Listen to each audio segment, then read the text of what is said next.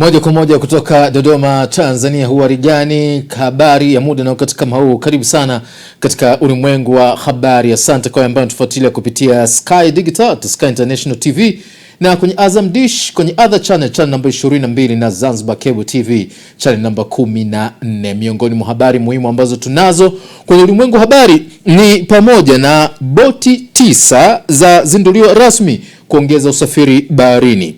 Katika habari za kimataifa, mkuu wa majeshi Uganda amtishia kiongozi wa upinzani nchini humo. Na katika michezo, Azam FC ya Bonambavu na Font Gate ligi kuu.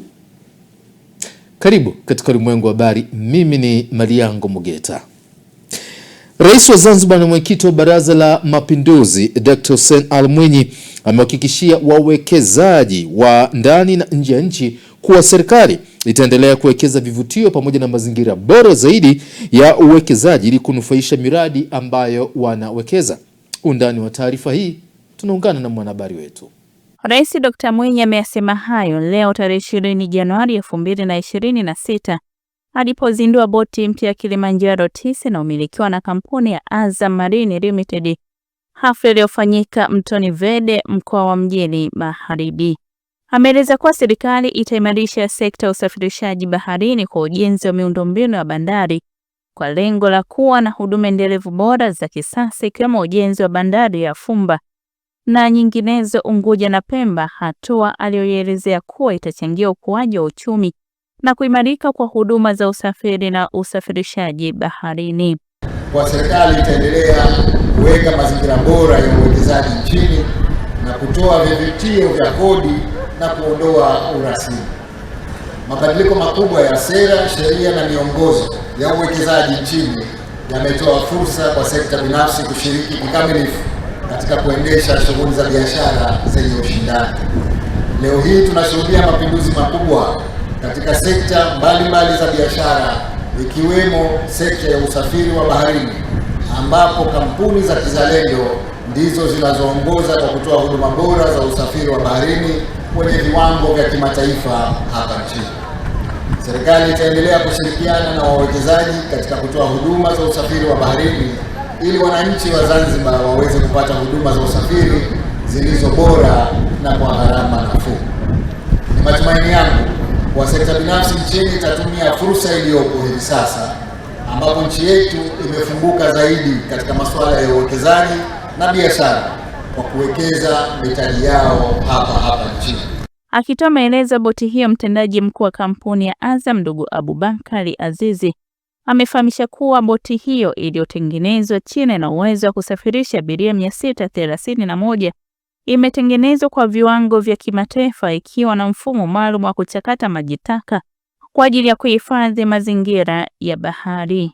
Yetu hii ya MV Kilimanjaro 9 The Dragon of the Sea ni meli ambayo imejengwa kwa muda wa miezi 14 na kampuni inayomilikiwa na serikali ya China, Afai Southern Shipyard, iliyopo mjini Guangzhou, China. Ina urefu wa mita 53 na upana wa mita 13 wenye hali maalum iliyofanyiwa simulation na majaribio na kuthibitisha kuwa unaiwezesha meli hii kuhimili hadi mawimbi ya mita 3. Meli hii ina uwezo wa kubeba abiria 631. Vile vile meli hii imejengwa kwa viwango vya juu vya kimataifa, ikiwemo standard ya DNV kwenye upande wa structure and stability. Naam, habari inayofuata ni habari ya kusikitisha kutoka mkoani Tabora, ambapo mtu mmoja amefariki dunia na mwingine kujeruhiwa kufuatia ajali mbaya ya kugongwa na treni ya abiria alipokuwa amepakizwa kwenye bodaboda akielekea chuoni. Taarifa inaeleza kuwa ajali hiyo imetokea Januari 20, 2026 katika maungio ya reli yaliyoko kata ya Isevya, manispaa ya Tabora, ambapo bodaboda waliokuwa wakitumia liligongana na treni iliyokuwa ikitokea mkoani Tabora kuelekea mkoani Katavi. Katika tukio hilo, dereva wa bodaboda alijeruhiwa vibaya, huku mwanafunzi wa chuo cha Tabora Polytechnic College Tatu Mgeta mwenye umri wa miaka 23 akiwa amefariki dunia. Hii ni taarifa zaidi. Hii ajali kama ajali nimeshuhudia kwa macho, sio ya kuambiwa. Mimi natokea Isevya naenda mjini. Nimefika pale treni kapiga honi. Nilipopiga honi ukaka kanyanyua kibendera. Na abiria wengine walikuwa wamesimama hapa waendesha daladala, umeona. Yeye akafika wa bodaboda hapa, alipoiona imekaribia kanyanyuka hivi akaruka akamwacha abiria wake kampitia treni. Hapa kabisa kafika. Treni imeanzia kupigia honi kule. Kwa hiyo ni uzembe wa nani? Wa bodaboda. Yeye ndio kaigonga. Nimeshuhudia kwa macho yangu, sio ya kwamba nimekuta tu ajali. Nimeshuhudia, nikuta nimesimama pale. Nawaambia au kuwaelewesha wawe tahadhari kama yani kipenga kama umesikia honi. Umeona? Tuwe wastaarabu barabarani. Sio mradi kwamba unawahi ili nirudie abiria mwingine. Kama hivyo mabodaboda watatumaliza. Umeona?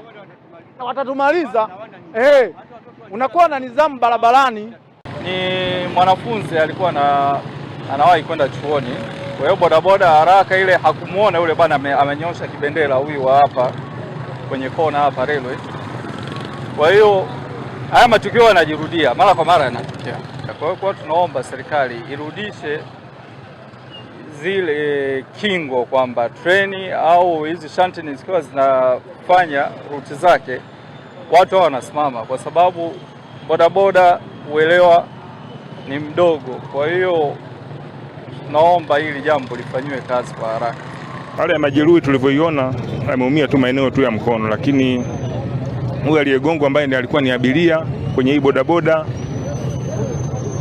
amefariki kwa sababu amebondwa sehemu ya kichwa na ubongo umetoka hapo hapo. Kwa hiyo tuseme tu amefariki na tumempeleka hospitali kwa ajili ya uangalizi zaidi. Marehemu alikuwa ni mwanafunzi wa chuo na huyu bodaboda alikuwa anapaki maeneo SDA jirani tu na hapa.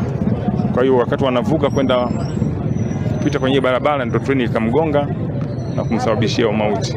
Kwa hiyo kwenye ajali hii imesababisha kifo kimoja na majeruhi mmoja. Uchunguzi bado unaendelea, lakini hapa eneo hili ni kama unavyoona kuna njia ya treni, na asubuhi pilika za mabodaboda, watu wa magari wanakuwa wengi. Pengine inawezekana ufuataji wa sheria za uvukaji wa eneo hili pengine umekuwa dhaifu, ndio umesababisha hii ajali. Kwa sababu eneo hili halina gate kusema kwamba treni ikija itasimama. Kwa hiyo watu wanaovuka maeneo haya hasa nyakati za asubuhi wanatakiwa wawe makini sana. Kwamba lazima uangalie eneo kushoto, uangalie kulia, uangalie kushoto, uangalie kulia, afu ndio uvuke.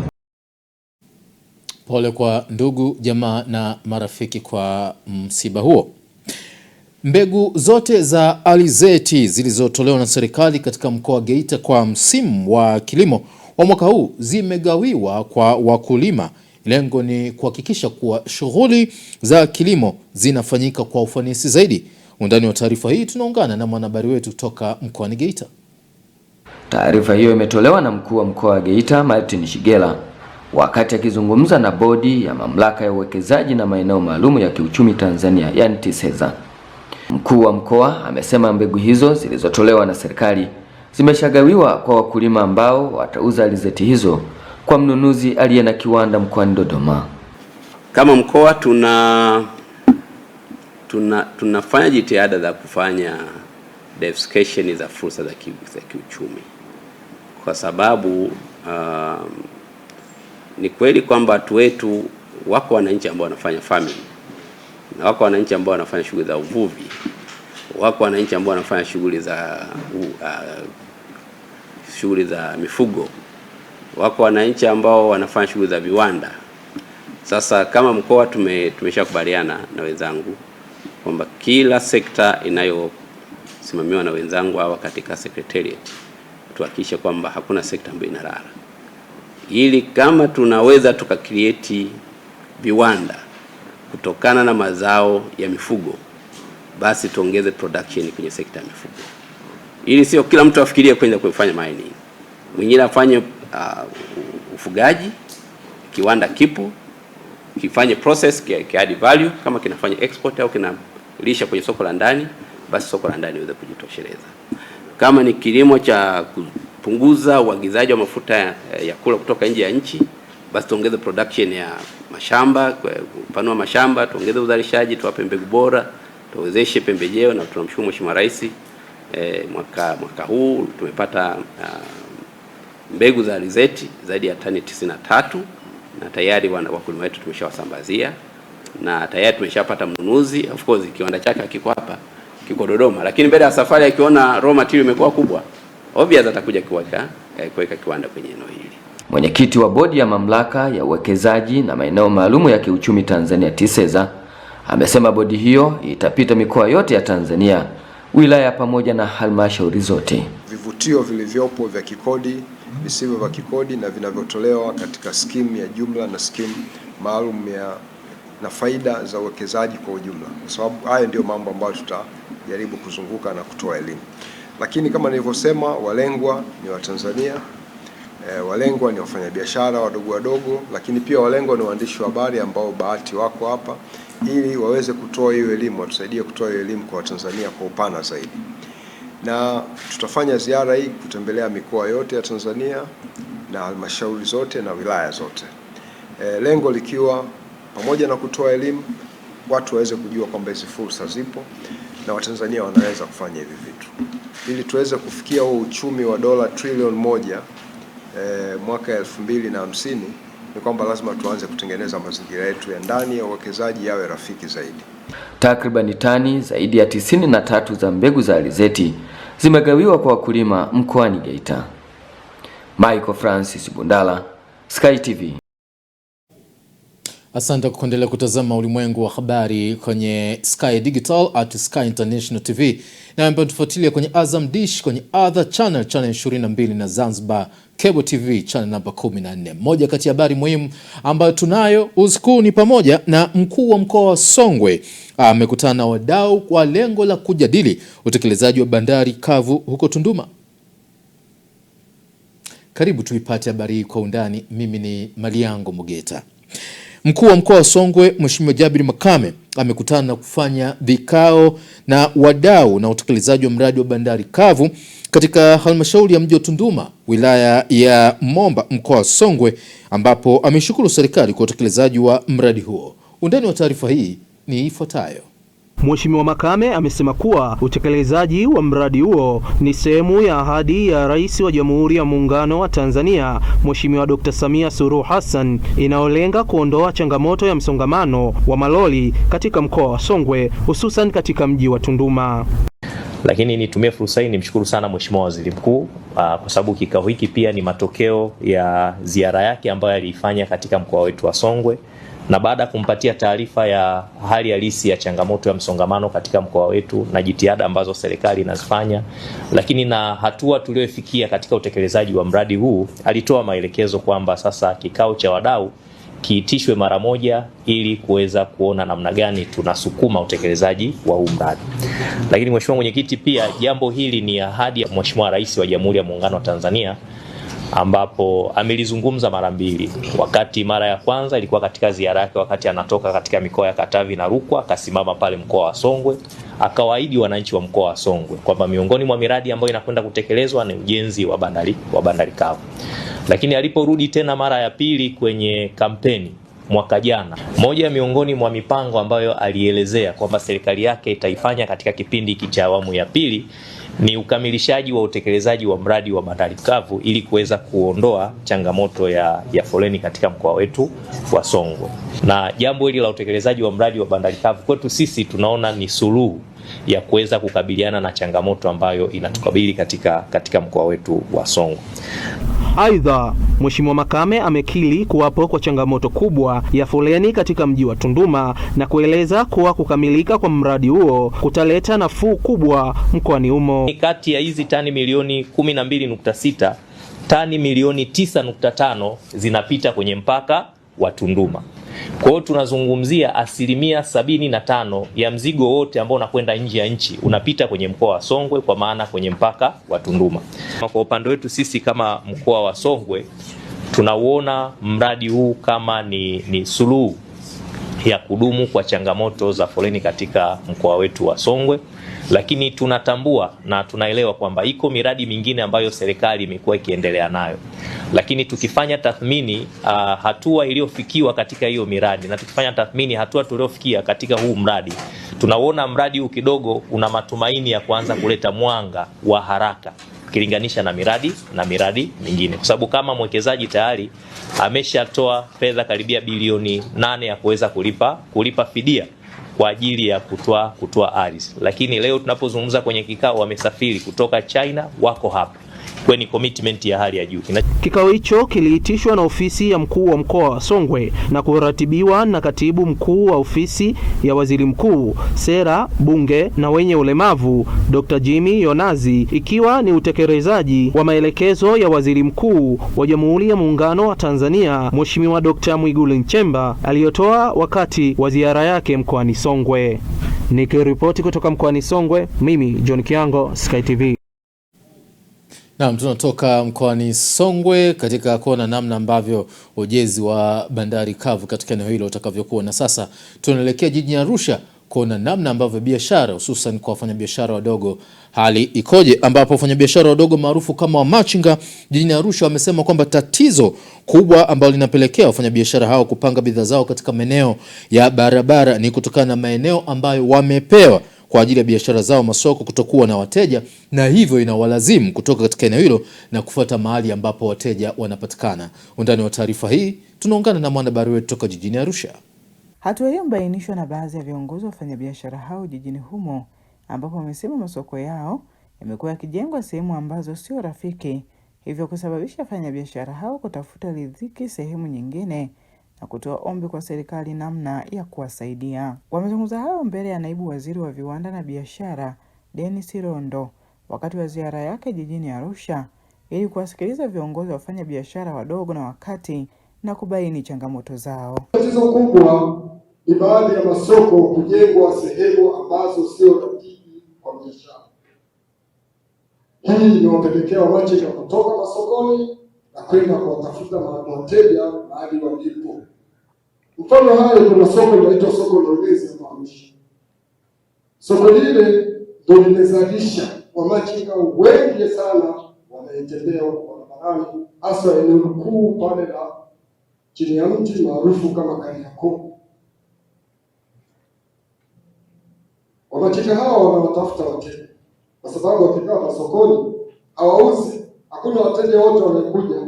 Wafanya biashara wa maduka, ni waombe viongozi wetu utuvumilie kidogo, kwa sababu tumekaa vikao wote, na kinachofanya wafanya biashara wale wasimame mbele ya maduka yenu ija. Kwa upande wa wafanyabiashara wa maduka wamebainisha namna wanavyoathirika na hatua machinga hao kupanga bidhaa zao mbele ya maduka yao.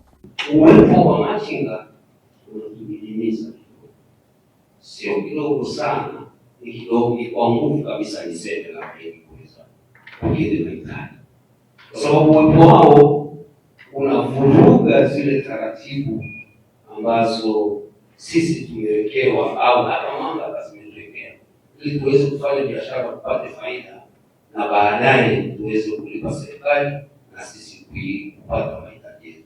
Lakini kwa kweli sasa hivi ni ngumu sana. Na kwa bahati nzuri tunao hapa na wanaona jinsi wenzao walivyo wengi pale. Naibu waziri mwenye dhamana ya viwanda na biashara Dennis Rondo anaeleza mikakati ya serikali katika kuwasaidia wafanyabiashara hao. Kazi yetu sisi kama serikali ni kuona kwamba haya matarajio na matamanio yenu mnaenda kuipa ushirikiano ofisi ya mkuu wa wilaya, kuona kwamba inaenda kutekelezwa, na sisi tutafuatilia kwa karibu kuona kwamba kuna shuhudia haya mambo yakitekelezeka. Hivi karibuni kulibuka migongano baina ya wafanyabiashara na machinga jijini humo katika soko la Kariakoo, eneo ambapo wafanyabiashara walilalamikia wajasiriamali kupanga bidhaa zao mbele ya maduka yao. Kutoka mkoani Arusha, Amina Ngahewa, Sky TV. Naam, tunatoka jijini Arusha na sasa taarifa ifuatayo ni kutoka katika jiji la Dodoma ambapo mtu anafahamika kwa jina Salma Jumapili Jumanne mwenye umri wa miaka 70 mkazi wa Kokilangi mkoani Dodoma, ameiomba jamii kumsaidia kufuatia kukabiliwa na maradhi ya muda mrefu ambayo yanamfanya ashindwe kujihudumia, huku akitegemea msaada wa majirani pamoja na wasamaria wema kuendesha maisha yake kila siku. Tupate undani wa taarifa hii. Sky TV imemtembelea bibi huyo na kuzungumza naye, na ameelezea changamoto kubwa inayomkabili ikiwa ni pamoja na ukosefu wa matibabu, kukosa makazi yenye kumfaa, hali ya kuumwa kwa muda mrefu, na pia ameiomba jamii, ndugu, jamaa na viongozi kumpa msaada. Kwa ndani naumwa kifua, sehemu za mbavu na sehemu za tumbo, na katika sehemu za asili natoa maji machafu, na katika koo nikianza kupumua harufu chafu inakuja kutoka koo, hali ya hewa chafu inatoka huku tumboni. Sasa na madonda kooni, sina uwezo wa kutibiwa, hela jinsi ya kujitibu. Sasa mimi naumwa, nipimwa hospitali jeno, kipimo cha moyo niliambiwa 40. Ndio hivi, na daftari liko huko ndani, mavyeti ninayo. Kuanzia 21, 22, 23, 24, 25, 26. Naumwa na miguu hii na nyuma, kutembea siwezi. Kichwa nacho kinanibana kama hivi, kimenibana na siku 5 nzima, kichwa kinaniuma mpaka masikio. Sasa huku siwezi kujua tatizo gani liliopo, mpaka kwenye masikio, macho haya nikitaka kunani yanauma kama nataka kutoka. Sasa ya macho najifikiria, nimeenda hospitali nikawa sina hela, nikabidi nimeomba kwa watu hela, nikanunua dawa, nimeweka dawa mpaka imeisha, lakini macho bado yananisumbua. Sasa mimi niko naomba msaada jamani, watu nisaidie mwenzenu nipate tiba. Katika hali hiyo ngumu, bibi huyo amekuwa akisaidiwa na mwanamke ambaye amejitolea na kuhakikisha bibi huyo walau anapata baadhi ya huduma kama chakula na mavazi, licha yeye mwenyewe kuwa na changamoto.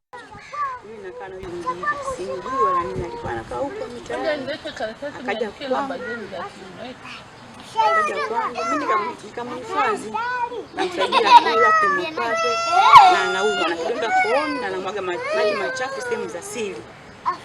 Changamoto hizi, ndugu wote wamemkimbia, mimi ndo nakaa naye la mchana na usiku, najua mimi. Kwa hiyo tunaomba msaada, Mama Samia, watu wa Tanzania tuombe tumsaidie bibi apone, afanye shughuli zake. Ndugu zake wote hawamtaki, ana mwaka wa pili sasa hivi, ila yeye alikuwa anaficha. Baada ninapokaa na mimi hapa, watu wanamkimbia, nikikaa naye mimi naambia mbona bibi unatoa harufu, na akasema mimi nina kidonda sehemu za asili kikubwa hakiponi na kooni. Anakienda haja ndogo tu akichuchumana toka uchafu wa kijani, na mgonjwa anakuuma, atakiwa ale anakula. Uwezo kumnisha mimi sina, naomba wanisaidie kina Mama Samia, Mungu Mchemba na wengine wote Tanzania, naomba nisaidie. Watoto wake wamtaki mama yao. Hapo Dar es Salaam kwa maisha.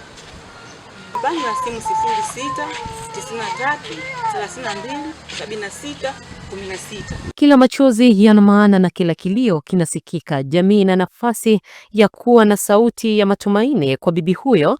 Msaada wowote mkubwa au mdogo unaweza kuleta mabadiliko makubwa katika maisha yake. Zinazire Mswima, Sky TV, Dodoma. Wananchi wa Rungwe mkoani Mbeya kwa pamoja wanatarajiwa kuweza kuondokana na adha ya usafiri kutokana na kukamilika kwa barabara ya Katumba Mbambo Tukuyu yenye urefu wa kilomita 79.4, lakini ambayo ni kikwazo kwa shughuli mbalimbali za kijamii. Imekuwa kikwazo kwa muda mrefu, lakini kwa sasa hali itakuwa njema zaidi. Ndani taarifa ifuatayo. Wakizungumza kwa nyakati tofauti, wakazi wa Rungwe wamesema ubovu wa barabara hiyo imekuwa kero hasa katika kipindi cha mvua, kwani wanashindwa kusafirisha mazao yao kwa sababu ya makorongo na mashimo. Hii barabara inatutesa. Kuna baadhi ya maeneo mvua ikinyesha huwa inakuwa changamoto kupita. Inatutesa, kuna baadhi ya sehemu kunakuwa na mikorongo, mashimo, tunashindwa kupita kwa kupita vizuri kiufupi yani. Hii barabara tunasumbuliwa kwa saizi kusafirisha mizigo kule mbele na tusumbua, ila kidogo wakishatulimia rami tutanufaika kwenye kusafirisha mizigo kwa haraka na kupunguza umbali wa safari kuelekea Busokelo. Aidha, wakazi hao wameeleza faida watakazozipata baada ya mradi wa ujenzi wa barabara hiyo kukamilika. Uwepo wa mradi wa barabara kutoka Katumba kuelekea Busokelo ni mradi mzuri sana kwa sababu utasaidia shughuli mbalimbali za kimaendeleo. Moja, usafirishaji wa mizigo kutoka Mwakaleli kuja Katumba utakuwa ni rahisi. Pia huduma mbalimbali za kiafya kutoka Busokelo kufika Katumba utakuwa ni mzuri. Lakini pia nikiwa kama ni mmoja wa watu wanaokusanya ushuru wa maegesho katika eneo hili la Katumba, uwepo wa barabara utasaidia kuongeza mapato kwa sababu naamini vyombo vya maegesho vitaegeshwa kwa wingi na tutasaidia kuongeza pato kwa kusanya maegesho kwa kiasi kikubwa. Mimi naiomba serikali itusaidie kwa uharaka, itulumie barabara ili angalau hata usafiri kwa haraka. Itatunufaisha wananchi na kuwa vizuri na kwa maendeleo zaidi kwa wananchi sisi wenyewe. Akizungumza kwa niaba ya meneja wa TANROADS mkoa wa Mbeya, msimamizi wa kitengo cha miradi ya maendeleo Justice Mlope ameishukuru serikali kwa kutoa fedha kwa ajili ya mradi huo, kwani utasaidia kufungua fursa za kimaendeleo kwa wakazi wa eneo hilo. Kuna changamoto kidogo ya ujenzi kwa kipindi hiki cha mvua, lakini kwa kweli tunaishukuru serikali kwa ajili ya mradi huu kwa sababu tayari ilishaonyesha nia kujenga barabara hii kama nilivyosema ya Katumba Mbambo Tukuyu.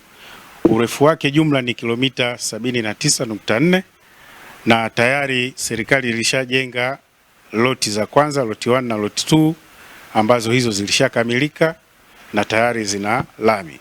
Pamoja na kusaidia usafiri au mobility ya watu kutoka sehemu moja kwenda sehemu nyingine, lakini pia nafikiri hii barabara ina faida kubwa sana kiuchumi. Kwa hiyo kwa ujenzi wa barabara hii itakapokamilika, tuna uhakika kwamba itakuwa na manufaa sana kwa wananchi.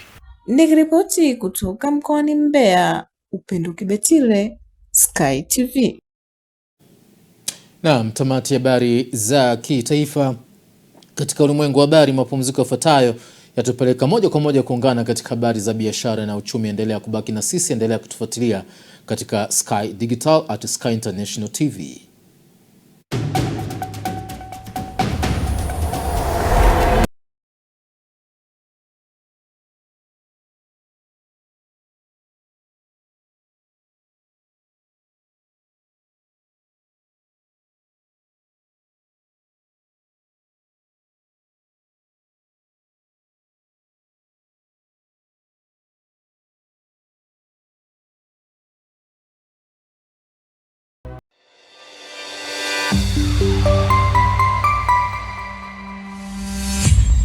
Sky TV. Habari, jina langu ni Sarah kutoka ZIC. Kazi yangu ni kukuongoza katika kufanya maamuzi sahihi ya kujikinga wewe na mali yako dhidi ya majanga yasiyotarajiwa kwa kupata bima kutoka ZIC. Je, unaifahamu ZIC? ZIC ni shirika la bima lililoanzishwa mwaka 1969 kutoa huduma za bima kwa wananchi, taasisi za umma na binafsi kwa lengo la kulinda uchumi wa watu binafsi na nchi yetu kwa ujumla. Lengo letu ni kuwa kampuni ya bima inayoaminika na wateja na kutambulika kote Afrika Mashariki. Dhamira yetu ni kulinda na kuwawezesha wateja wetu kwa kuwapa huduma bora na za kuaminika. Baada ya utangulizi wangu, je, ungependa kujua kuhusu huduma zetu? ZIC tunatoa huduma za bima za mali na ajali, na kati ya hizi ni bima ya magari, bima ya wizi, bima ya moto, bima ya mizigo. Je, unazijua branchi zetu? Kuhakikisha tunawafikia wateja wetu nchi nzima, tunatoa huduma zetu kupitia ofisi zetu kuu zilizopo mtaa wa Mpirani pamoja na matawi yetu yafuatayo: Amani, Marhubi, Chake Chake, Dar es Salaam, Dodoma, Mwanza, Kahama, Arusha, Tanga, Mbeya na Mtwara. Unajua ni njia gani tunazotumia kuwapa wateja wetu huduma? Tunatoa huduma kupitia ofisi zetu, kupitia mawakala na madalali wa bima waliosajiliwa na Mamlaka ya Bima Tanzania, kupitia mawakala wa Bank Assurance na pia kupitia mitandao ya simu kupitia Voda Bima na Mix by Yas. Karibu ufurahie huduma zetu kwa masaa 24. Tunakujali.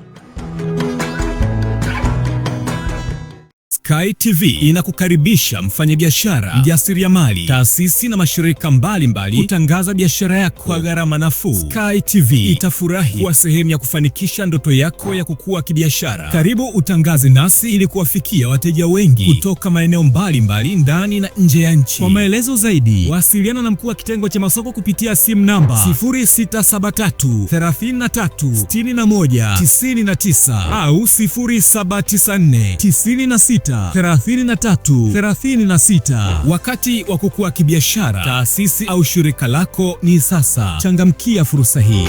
Sky TV, above the limit.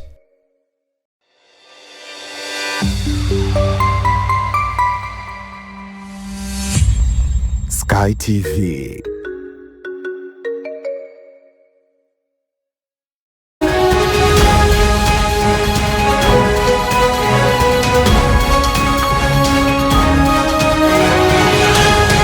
Biashara na uchumi.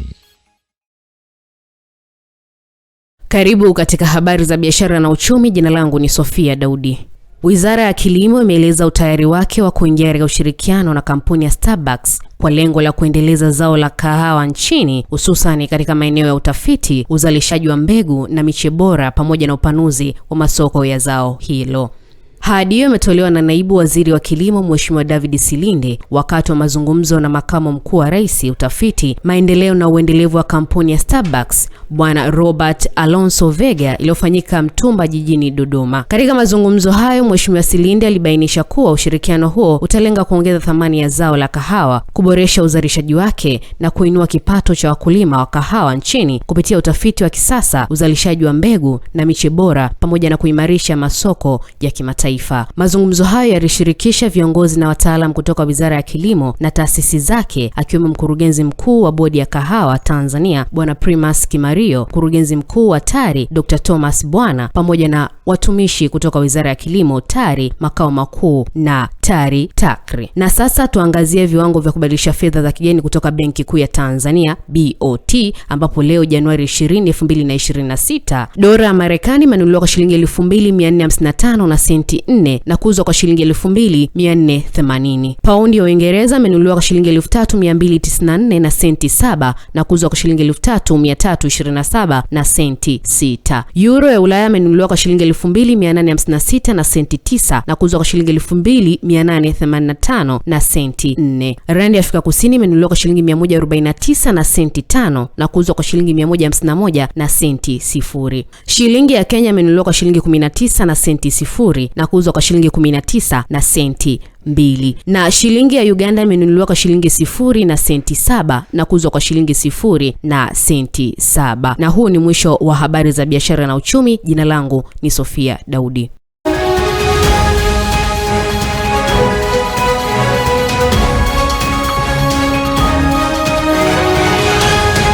Biashara na uchumi.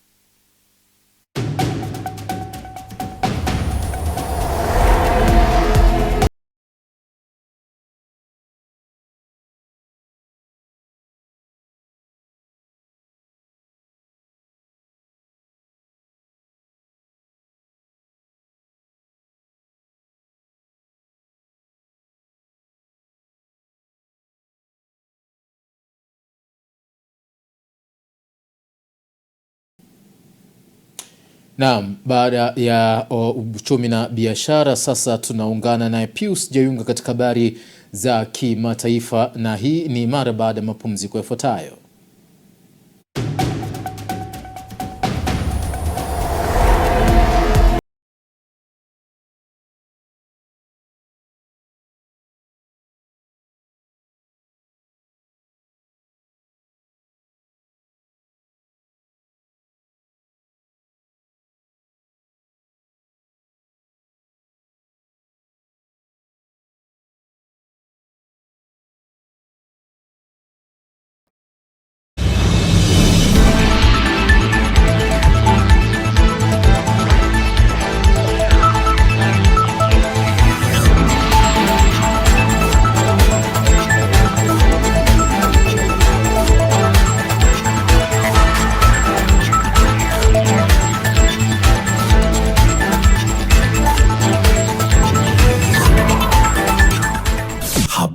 kimataifa. Karibu katika habari za kimataifa. Naitwa Pius Jayunga. Mkuu wa majeshi ya Uganda Muhoozi Kainerugamba amesema anataka kuona kiongozi wa upinzani Bobi Wine akiwa amekufa, siku chache baada ya Wine kudai kuwa alilazimika kujificha. Katika ujumbe aliochapisha kwenye mtandao wa kijamii wa X jana usiku, Kainerugaba amesema wamewaua magaidi 22 wa chama cha NUP tangu wiki iliyopita na kwamba anaomba gaidi wa 23 aweka Bobi, akimzungumzia Wine na chama chake cha National Unity Platform NUP. Katika chapisho lingine amesema amempa Wine muda wa saa 48 kujisalimisha kwa polisi, la sivyo watamchukulia kama muasi na kumshughulikia ipasavyo. Wine amekosoa vitisho hivyo vya Kainerugaba na kuwataka wanajeshi kuondoka kwenye nyumba yake, na akaongeza kuwa mke na watu wake hawako salama. Bado hakuna maelezo kuhusu aliko Wine baada ya kusema Jumamosi kuwa alitoroka uvamizi wa polisi nyumbani kwake, ambapo mkewe bado yuko chini ya kifungo cha nyumbani. Tuangazie taarifa nyingine, ambapo ni kwamba Umoja wa Falme za Kiarabu umekanusha kuendesha magereza ya siri kusini mwa Yemen kufuatia madai ya maafisa wa Yemen wanaoungwa mkono na Saudi Arabia, ambayo yameongeza mpasuko kati ya mataifa hayo mawili. Taarifa ya Wizara ya Ulinzi ya Umoja wa Falme za Kiarabu imesema madai hayo ni uzushi wa kimakusudi na jaribio la wazi la kuendeleza ajenda za kisiasa bila kuzingatia ukweli. Hapo jana, gavana wa jimbo la Hadramawet, Salem Ali Kanibashi, aliviambia vyombo vya habari vilivyoalikwa na serikali ya Yemen kwamba idadi ya magereza ya siri yaliyotumiwa na wanajeshi wa Umoja wa Falme za Kiarabu yamegunduliwa. Wizara ya Ulinzi ya Umoja wa Falme za Kiarabu imesema taasisi zinazozungumziwa ni maeneo ya makazi ya wanajeshi, vyumba vya operesheni na mahandaki. Na hatimaye viongozi wa Umoja wa Ulaya wanapanda jukwani leo kwenye jukwaa la kimataifa la kiuchumi mjini Davos, Uswizi, wakati kukiwa na mkanganyiko mkubwa baina yao na mshirika wao wa kijadi Marekani. Tayari wajumbe wa Marekani walishawasili mapema kwenye jukwaa hilo la ngazi za juu kuitetea ajenda hiyo ambayo imeutikisa mfumo wa kiulimwengu unaoungwa mkono na jukwaa la uchumi duniani WEF. Rais wa halmashauri kuu ya Umoja wa Ulaya Ursula von der Leyen na Rais wa Ufaransa Emmanuel Macron watalihutubia jukwaa hilo leo, sambamba na makamu waziri mkuu wa China He Lifeng na waziri mkuu wa Canada Mark Carney, ambao nchi zao pia zina mzozo mkubwa na Trump. Trump mwenyewe atapanda jukwani kesho Jumatano na atashiriki matukio mengine siku ya Alhamis. Tayari Ulaya imetangaza kuzingatia hatua za kulipiza kisasi endapo Trump atatekeleza kitisho chake cha kuziwekea vikwazo vya ushuru, huku waziri wa fedha wa Marekani Scott Bessent akionya kuwa kisasi hicho hakitakuwa jambo la busara. Mwisho wa habari za kimataifa. Naitwa Pius Jayunga.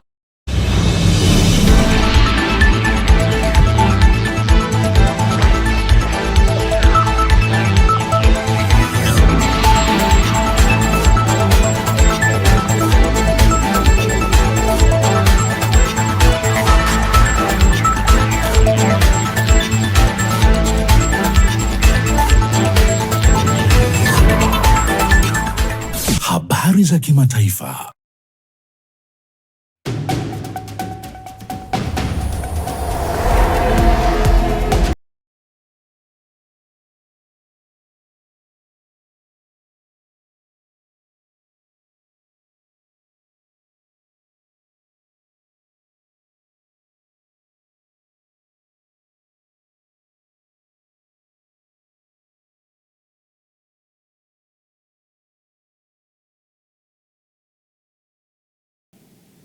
Na baada ya habari za kimataifa katika ulimwengu wa habari, na sasa tunaelekea viwanjani kwenye michezo na burudani, ambapo tutaungana naye Johannes Michael kujua nini kinachoendelea.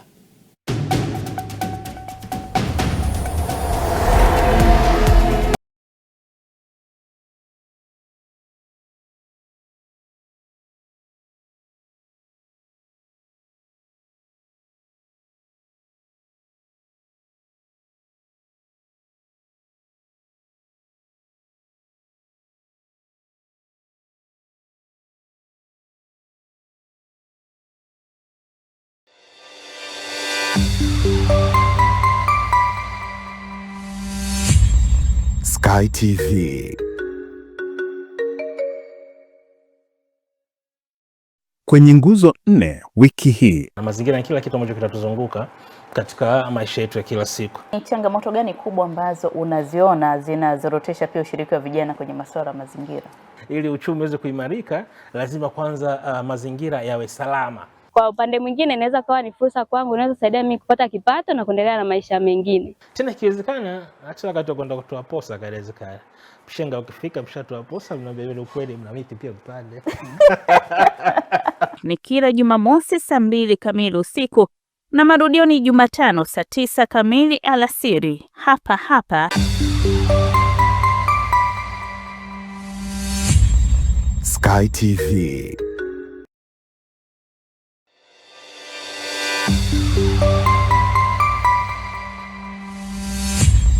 Sky TV.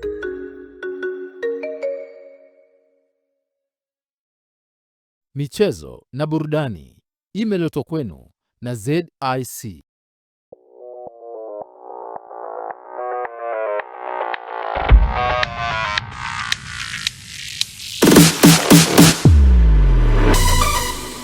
Habari za michezo na burudani. Huhali gani mtazamaji wa Ulimwengu wa Habari, karibu katika habari za michezo na burudani. Mimi ni Johannes Michael. Na moja kwa moja tunaanzia hapa nyumbani ambapo ligi kuu soka Tanzania bara itaendelea kutimua vumbi kwa siku ya kesho majira saa 10 kamili katika uwanja wa Jamhuri jijini Dodoma, ambapo klabu ya Mtibwa Sugar itamwalika Mbeya City ambaye anatokea pale mkoani Mbeya kwa ajili ya kuendeleza ligi kuu soka Tanzania bara, ambapo makocha wa timu zote mbili wameweza kuzungumza kuelekea mchezo wa siku ya kesho ambao utapigwa majira saa 10 kamili katika dimba la Jamhuri Dodoma.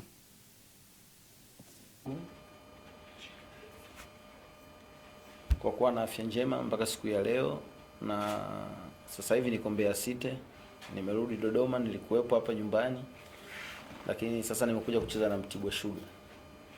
Mtibwa tunajua ubora wake. Kwa hiyo na wao wenzetu washapata game moja. Kwa hiyo wanapa kuanzia, na tumeona wamecheza vizuri, wamejitahidi, wamepata pointi moja na walikuwa na mechi nzuri sana siku ile. Kwa hiyo ni mechi ngumu.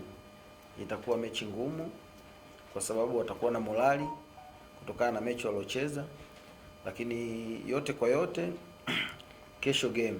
Kwa hiyo sisi tumejipanga. Nimekaa na wachezaji wangu na najua jinsi gani tuweze kucheza na Mtibwa ili tuweze kuambulia pointi 3.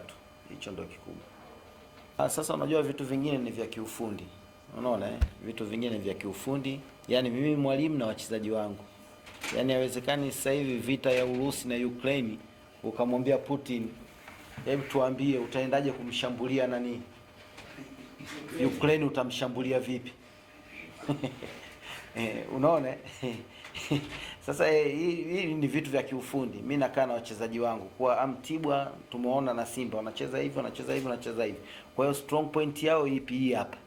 Unaona? Kwa hiyo tuwaheshimu kwenye strong point yao, tuwe makini na tuangalie udhaifu wao uko wapi. Huu hapa. Basi sisi tuweze kufanyaje? Kupita huku.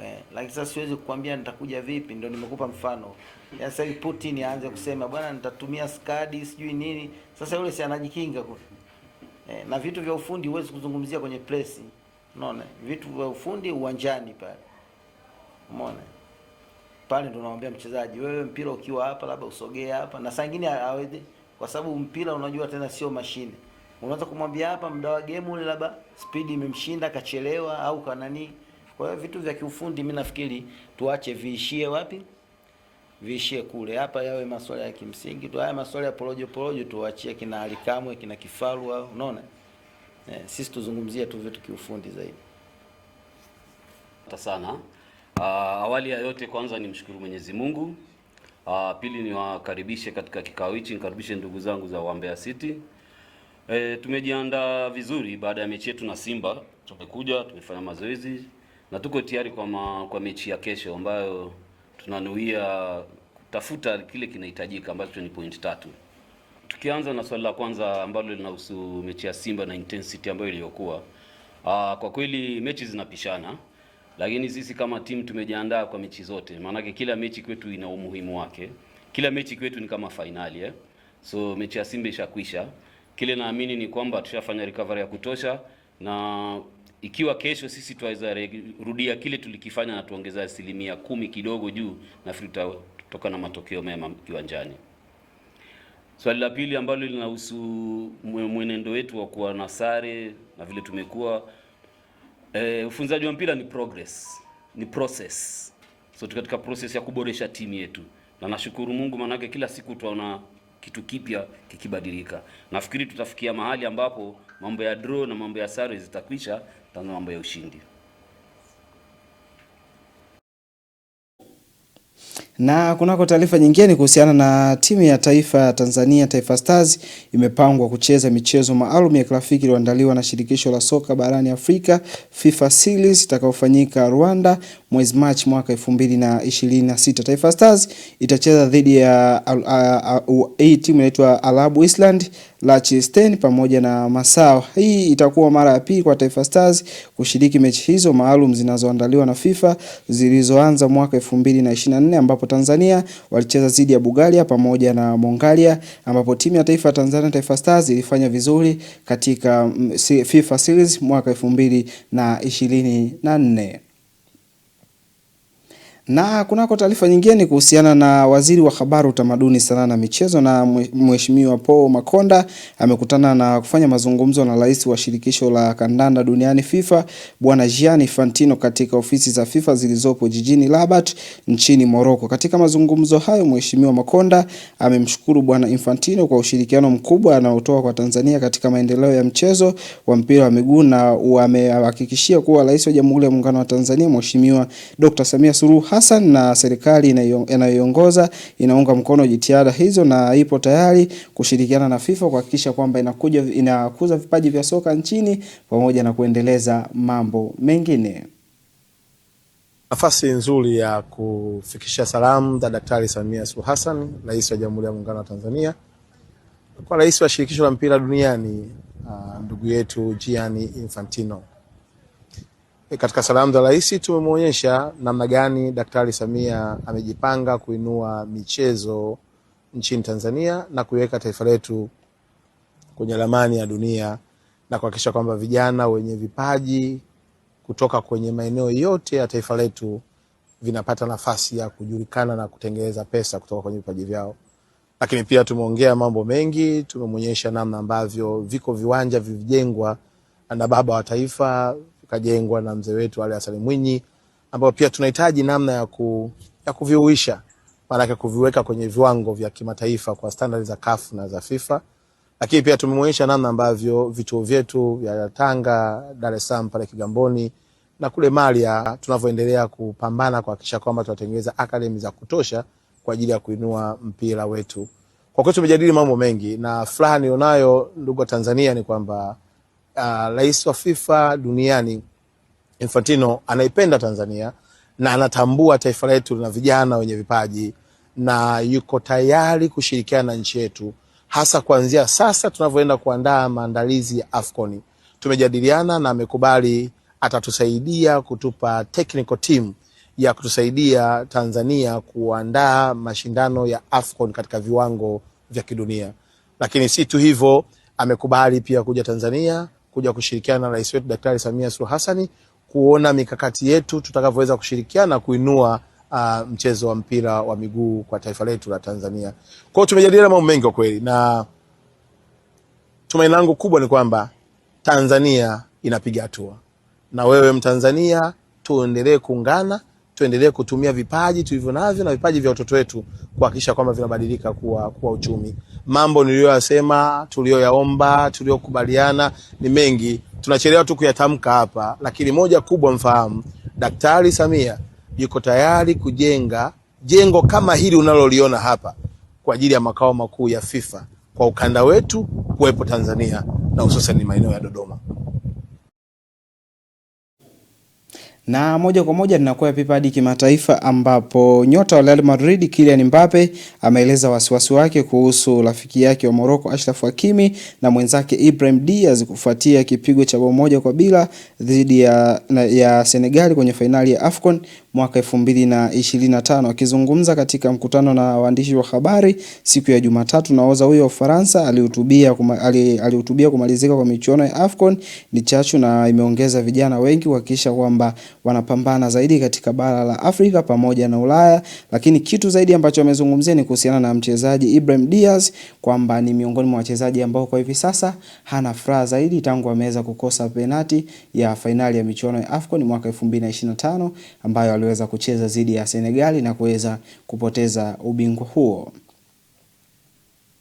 Na mtazamaji wa Ulimwengu wa Habari, na ndo mwisho wa habari za michezo na burudani, lakini leo na kuacha na hii, ukiwa na Mariangu Mogeta kwenye mambo kama haya usimwamini hata kidogo.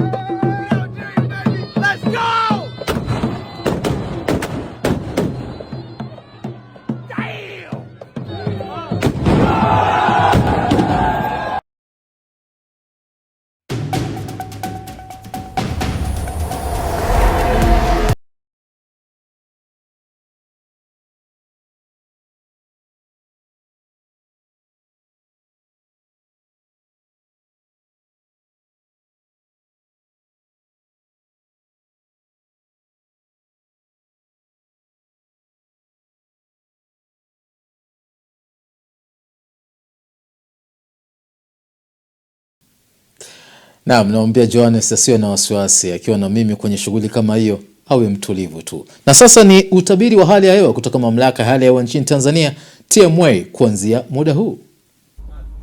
Habari za wakati huu na karibu katika utabiri wa hali ya hewa ambao ni wa saa 24 zijazo. Na kwa usiku wa leo ni matarajio yetu kuwa maeneo ya magharibi mwa nchi yetu pamoja na mkoa wa Rukwa, maeneo haya yatajwa kuwa na hali ya mawingu kiasi, mvua na ngurumo za radi katika maeneo machache. Wakati maeneo mengine ya nchi yanayosalia, maeneo haya yatajwa kuwa na hali ya mawingu kiasi pamoja na ukavu kwa ujumla. Na kwa siku ya kesho, mifumo ya upepo inatarajiwa kuvuma kwa kasi ya kilomita 20 kwa saa katika ziwa Victoria, ziwa Tanganyika, ziwa Rukwa pamoja na ziwa Nyasa, lakini pia kwa kasi ya kilomita 30 kwa saa kwa ukanda wote wa pwani, na hivyo hali ya bahari inatarajiwa kuwa na mawimbi makubwa kiasi. Na mifumo ya anga bado inaendelea kuonyesha uwepo wa viashiria vya mvua katika baadhi ya maeneo yanayozunguka ziwa Victoria, magharibi mwa nchi yetu, maeneo ya nyanda za juu kusini magharibi pamoja na maeneo ya kusini mwa nchi yetu. Na kwa siku ya kesho ni matarajio yetu kuwa mikoa ya Kagera, Geita, Mwanza, Shinyanga, maeneo ya magharibi mwa nchi yetu pamoja na mkoa wa Rukwa, maeneo haya yatajwa kuwa na hali ya mawingu kiasi, mvua na ngurumo za radi katika maeneo machache pamoja na vipindi vya jua. Mikoa ya Mbeya, Songwe, Iringa, Njombe pamoja na Ruvuma, maeneo haya yatajwa kuwa na hali ya mawingu kiasi, mvua katika maeneo machache pamoja na vipindi vya jua. Wakati maeneo mengine nchi yanayosalia, maeneo haya yatajwa kuwa na hali ya mawingu kiasi pamoja na vipindi vya jua. Na tupate kuangalia utabiri wa hali ya hewa wa siku zijazo kwa baadhi ya miji hapa nchini. Dar es Salaam, vipindi vya jua vinatarajiwa. Dodoma, vipindi vya jua vinatarajiwa. Mwanza, vipindi vya mvua na ngurumo pamoja na vipindi vya jua vinatarajiwa. Kilimanjaro, vipindi vya jua vinatarajiwa. Mbeya, vipindi vya mvua na ngurumo vinatarajiwa. Morogoro, vipindi vya jua vinatarajiwa. Lakini pia hata kwa Arusha, vipindi vya jua vinatarajiwa. Na kutoka mamlaka ya hali ya hewa Tanzania hatuna la ziada. Ulikuwa nami Rebecca William, tukutane hapo kesho muda wakati kama huu. Naam, kabla ya kukamilisha ulimwengu wa habari, nikukumbushe tu habari muhimu ambazo tumekuwa nazo ni pamoja na boti 9 za zinduliwa rasmi kuongeza usafiri baharini. katika habari za kimataifa ni pamoja na mkuu wa majeshi ya Uganda mtishia kiongozi wa upinzani nchini Uganda, na katika michezo Azam FC ya bano mbavu na Fountain Gate ligi kuu. Asante kwa wote ambao shiriki katika uandaaji wa Ulimwengu Habari. Endelea kutufuatilia kwenye Sky Digital at Sky International TV na nikutakie usiku mwema.